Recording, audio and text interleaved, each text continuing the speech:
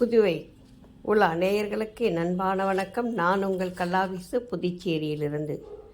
கவிஞர், எழுத்தாளர், பேச்சாளர், இதழாசிரியர், விடுதலை போராட்ட வீரர், சமூக சீர்திருத்தவாதி என பல முகங்கள் கொண்டு நவீன தமிழ் கவிஞர்களின் முன்னோடியாக திகழ்ந்தவன் நமது பாரதி.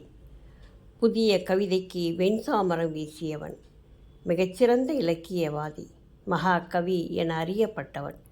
பெண் விடுதலை, சாதி மறுப்பு, குழந்தை திருமண எதிர்ப்பு போன்ற சமூக அவலங்களை சுட்டிக்காட்டியவன். புதிய ஆத்திச்சூடி எழுதியவன். 1993ஆம் ஆண்டு சென்னை திருவல்லிக்கேணியில் உள்ள இந்த இல்லத்தை தமிழ்நாடு அரசு வாங்கி புதுப்பித்து அதற்கு பாரதி அருங்காட்சியகம் என்றும் பாரதியார் இல்லம் என்றும் பெயர் சூட்டியது.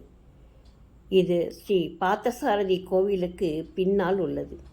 இங்கு பாரதியாரின் ஏராளமான புகைப்படங்கள், கையால் எழுதப்பட்ட கடிதங்கள், ஏராளமான புத்தகங்கள் என எல்லாமே இந்த அருங்காட்சியகத்தில் காட்சிப்படுத்தப்பட்டுள்ளன. அவர் எழுதிய புத்தகங்களும் இங்கே இருக்கின்றன. இந்த இல்லத்தில்தான் பாரதி தனது இறுதி காலத்தை கழித்தார். இங்கு இருக்கும்போது தினமும் பார்த்தசாரதி கோவிலுக்கு சென்று அங்குள்ள யானைக்கு பழம் கொடுப்பது இவரது வழக்கம். அன்று யானைக்கு மதம் பிடித்திருந்தது தெரியாமல் அருகிலே செல்ல யானை இவரை தள்ளிவிட்டது. ஏற்கனவே தளர்ந்த உடல் மேலும் தளர்ந்து படுத்த படுக்கையானார். சில மாதங்களுக்கு பிறகு 1921 செப்டம்பர் 11 அன்று அதிகாலையில் உயிரிழந்தார். 1882 செப்டம்பர் 11 திருவல்லிக்கேணி எட்டயபுரத்தில் பிறந்தவர். தனது 39ஆம் வயதில் திருவல்லிக்கேணியில் மறைந்தார்.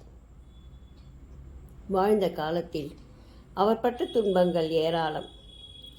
அவரை போற்றி பாதுகாத்தவர்களும் ஏராளம். செல்லம்மா என்ற மனைவியும் தங்கம்மாள், சகுந்தலா என 2 மகள்களும் உள்ள சிறிய அழகான குடும்பம். ஆயினும் வறுமை அவரது வாழ்க்கையை புரட்டி போட்டது. உடல் நிலையும் அவரது வானில் பறக்கும் எண்ணத்திற்கு ஈடாக துணை செய்ய மறுத்தது. சமூக எதிர்ப்பும் ஒன்று சேர தடுமாறி போனான் பாரதி.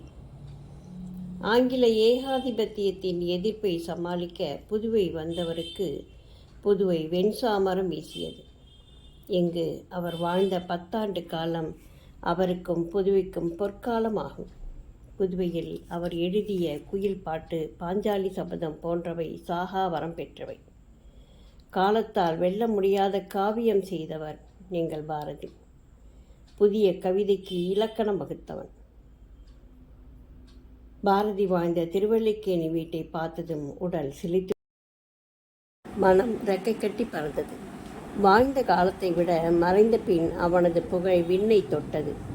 காலம் கடந்தும் அவனது பெயர் எல்லோரின் இதயத்திலும் நீங்கா இடம் பிடித்திருக்கிறது. இதுவே அவனுக்கான தடமாகும். நன்றி, வணக்கம்.